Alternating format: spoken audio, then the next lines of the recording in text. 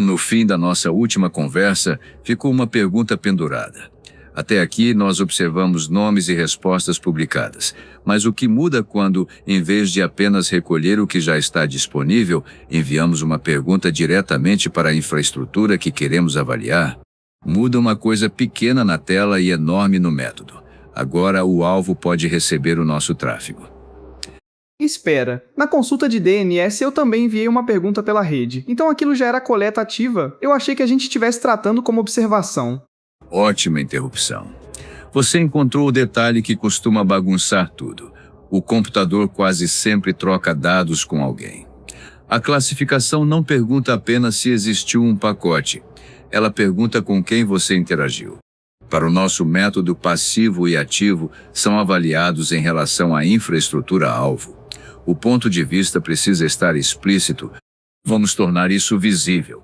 Há 3 personagens possíveis. Primeiro, você que faz a pesquisa. Segundo, uma fonte intermediária, como um mecanismo de busca, um acervo público de documentos ou um serviço de consulta. Terceiro, a infraestrutura-alvo. A pergunta decisiva é: o pedido saiu de você e chegou diretamente ao terceiro personagem ou parou em uma fonte que já possuía os dados? Então coleta passiva não significa ficar completamente parado, sem mandar dado nenhum. Significa evitar contato direto com o alvo, é isso? Isso. O nome técnico não ajuda muito, eu admito. Você pode trabalhar bastante numa coleta passiva, pode pesquisar, comparar datas, abrir documentos e organizar relações. O que ela evita é transformar a infraestrutura-alvo em destinatária direta de uma pergunta técnica sua. Em linguagem simples, você aprende sobre o alvo sem pedir que ele próprio responda. Veja 3 casos. Um registro público informa quando um domínio foi criado. Um mecanismo de busca já guardou uma página. Um documento publicado contém, dentro do próprio arquivo, o nome do programa que o gerou. Essa informação interna é chamada de metadado. Nos 3 casos, você consulta uma fonte que já possui a informação. O servidor que será avaliado não precisa receber uma nova solicitação sua para que esses dados apareçam. Acho que peguei, não basta olhar a ferramenta. Eu acompanho o caminho da pergunta. Se a resposta vem de uma fonte que já tinha o dado e eu não toquei diretamente o alvo, a coleta pode ser passiva em relação ao alvo. Perfeito. E registre também origem e data, porque informação pública envelhece, um resultado antigo pode revelar um nome que já não existe. Um documento pode ter sido copiado. Coleta passiva produz pistas valiosas, mas não congela a realidade. A frase madura é: esta fonte mostrava isto neste momento. Não, descobri a verdade eterna da rede. A rede certamente não assinou esse contrato. Agora aparece a pergunta seguinte: e se a fonte pública der apenas um candidato, ela mostra um endereço ou um nome, mas não confirma se alguma coisa responde hoje? Para atualizar essa parte do mapa, precisamos sair da observação e fazer uma solicitação que chegue à infraestrutura-alvo. É exatamente aí que começa a atividade ativa. Coleta ativa envia tráfego ou uma solicitação a um sistema ligado ao alvo para observar a resposta. Essa mensagem técnica de teste também pode ser chamada de sonda. O alvo, ou um serviço que o atende, participa da produção da nova evidência. Antes você lia um dado já disponível. Agora você provoca uma resposta atual. Essa diferença muda a detecção, risco operacional e o cuidado exigido. Mas se é ativa, então já é ataque? A palavra dá essa impressão. Parece que no momento em que eu envio algo, atravessei uma linha perigosa. Não. Ativo descreve interação, não intenção criminosa. Abrir legitimamente um site já faz o servidor responder. Um monitor autorizado verifica serviços o dia inteiro. Um teste de segurança autorizado também pode enviar sondas. O que torna a ação aceitável não é ela ser passiva ou ativa. É existir permissão, escopo e controle compatíveis com o que será feito. Compare 3 interações. Pedir uma página ao servidor. Tentar iniciar uma conexão com um ponto lógico de comunicação, chamado porta. Solicitar ao serviço que informe um detalhe permitido. Todas são ativas porque a infraestrutura recebe algo seu e produz uma resposta nova. Mas o impacto e a autorização podem ser muito diferentes. A categoria ativa não apaga essas diferenças. Quando a solicitação chega ao alvo, ela pode aparecer em registros. Sensores podem gerar alerta. Uma aplicação pode gastar processamento para responder.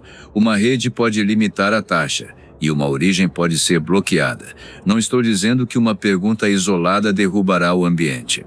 Estou mostrando por que a interação deixa pegadas e por que volume, técnica e horário importam. Tá, mas uma única solicitação normal parece inofensiva. Eu realmente preciso tratar isso com tanta cerimônia? Cerimônia não. Método, sim. Uma solicitação comum tende a ter baixo impacto, mas você nem sempre conhece a fragilidade do sistema.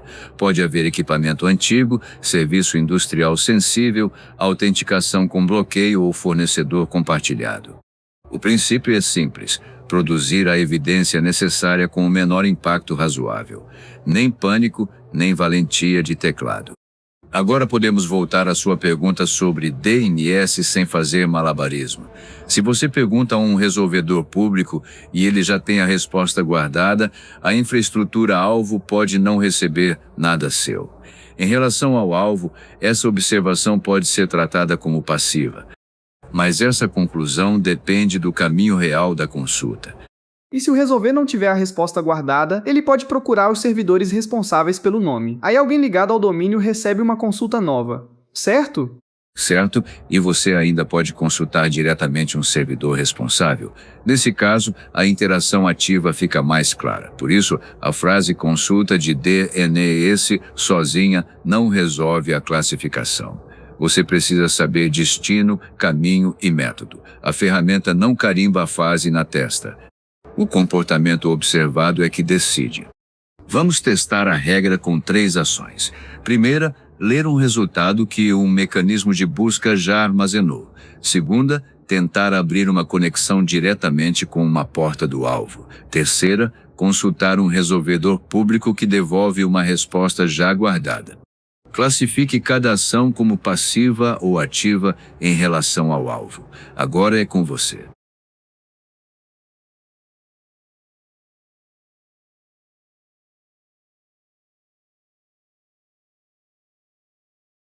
Primeira, passiva. Segunda, ativa. Terceira, passiva em relação ao alvo, porque a resposta já estava no resolvedor. Se ela precisasse ser buscada nos servidores responsáveis, eu teria de examinar o caminho antes de classificar.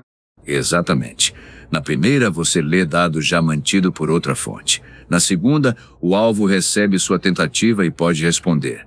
Na terceira, a condição dada dizia que o resolvedor já possuía o resultado. A palavra mágica não era DNS, era resposta já guardada. Você classificou pelo mecanismo, que é justamente o que a prova costuma exigir. Agora precisamos separar outra coisa que vive grudada nessas palavras. Saber se uma ação é passiva ou ativa ainda não responde se ela está autorizada. Não estamos mudando de assunto. Estamos acrescentando a segunda pergunta necessária. A primeira descreve como você interage. A segunda define se você tem permissão para interagir daquele modo. Pense em 2 linhas independentes. Numa linha, passivo ou ativo. Na outra, autorizado ou não autorizado. Isso cria 4 combinações possíveis. Uma pesquisa passiva pode estar autorizada. Uma verificação ativa também pode estar autorizada. E atividades passivas ou ativas podem ultrapassar regras, contratos, privacidade ou limites legais. Uma linha não absolve nem condena a outra. Eu estava usando passivo quase como sinônimo de permitido, mas uma coleta pode ser passiva e ainda lidar de forma errada com dados pessoais, violar contrato ou sair da finalidade combinada. Isso. E o inverso também importa. Ativo não significa proibido. Num teste formal, pode ser exatamente a atividade pedida. A autorização transforma uma intenção geral em regras verificáveis. Ela diz quem pode agir, contra quais alvos, em que período, usando quais técnicas e até onde pode avançar. Sem isso, a palavra autorizado fica bonita, mas vazia. O conjunto dessas regras forma o escopo. Escopo é a fronteira do trabalho. Ele pode nomear domínios, endereços, aplicações, contas e ambientes. Também define janela de execução, técnicas permitidas, técnicas proibidas, limite de volume, forma de registrar evidência e contato de emergência. Não é um parágrafo para ninguém ler, é o mapa de segurança do próprio teste. Se eu receber um documento de escopo, qual é a primeira coisa que procuro? Porque esses textos costumam parecer um bloco enorme de regras.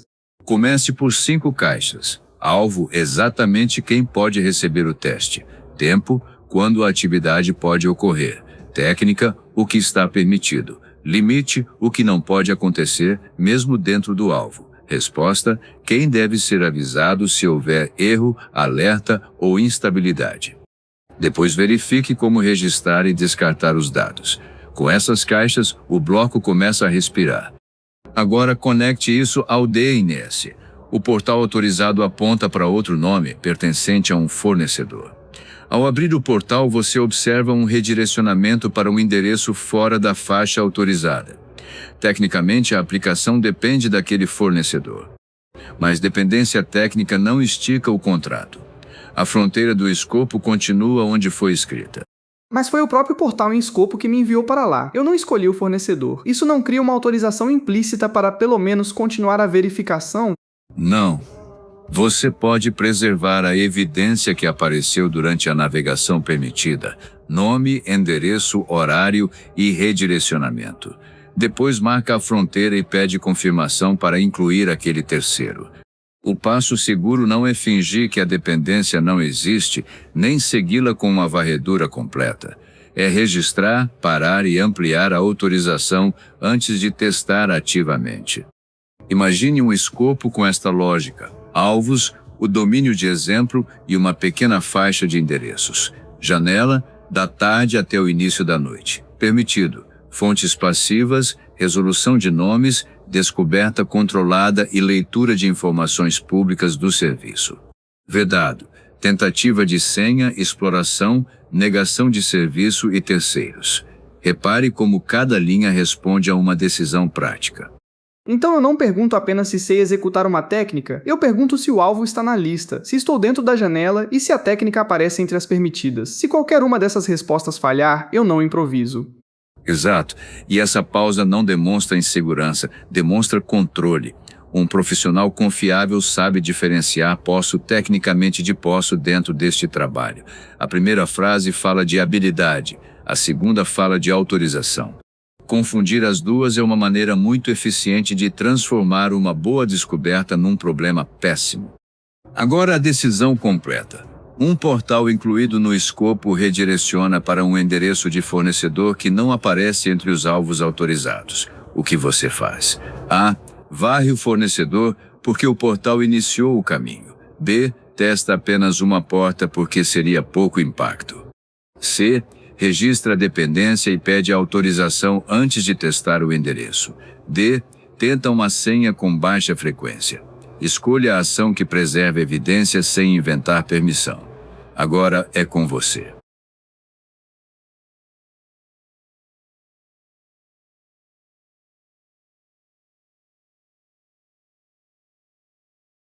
Marquei C. O redirecionamento prova uma dependência observada, mas não inclui o fornecedor no contrato. Eu guardo a evidência e só envio novas sondas depois de receber confirmação.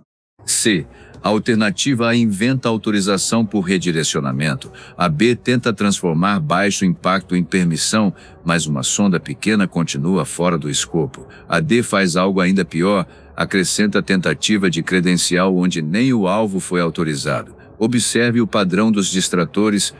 Todos oferecem uma justificativa técnica para fugir de uma fronteira contratual. A técnica está tentando advogar em causa própria. Há ainda uma pegadinha de vocabulário que merece lugar aqui. Em reconhecimento, passivo descreve a ausência de contato direto com a infraestrutura-alvo. Em questões sobre tipos de ataque, ataque passivo costuma significar observar informação sem alterar diretamente dados, serviços ou funcionamento. As ideias se parecem, mas a pergunta da banca pode estar olhando para destinatário ou para efeito. Então, se o enunciado fala em observar dados transmitidos sem modificar o sistema, ele está descrevendo o ataque passivo pelo efeito. Se fala em consultar uma fonte pública sem tocar o alvo, está descrevendo coleta passiva pelo caminho. Isso. E veja como eliminar alternativas. Interromper serviço, alterar funcionalidade ou modificar o alvo são efeitos ativos. Observar dados transmitidos sem provocar alteração direta corresponde ao ataque passivo nessa classificação.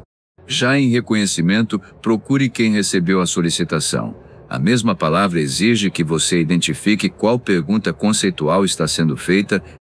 Vamos fechar as peças. Coleta passiva aprende sobre o alvo sem sondá-lo diretamente. Coleta ativa faz a infraestrutura participar da nova resposta. A classificação depende de destinatário, caminho e método, não do nome da ferramenta. Passivo e ativo descrevem interação. Autorizado e não autorizado descrevem permissão. Escopo transforma a permissão em alvos, tempo, técnicas, limites e resposta a incidentes. Agora eu consigo separar. Primeiro pergunto quem recebeu meu pedido. Depois pergunto se eu podia fazer aquilo, naquele alvo e daquele jeito. Se aparecer um terceiro, eu registro a relação, mas não atravesso a fronteira por conta própria. E a palavra passivo pode estar falando de caminho ou de efeito, conforme o enunciado.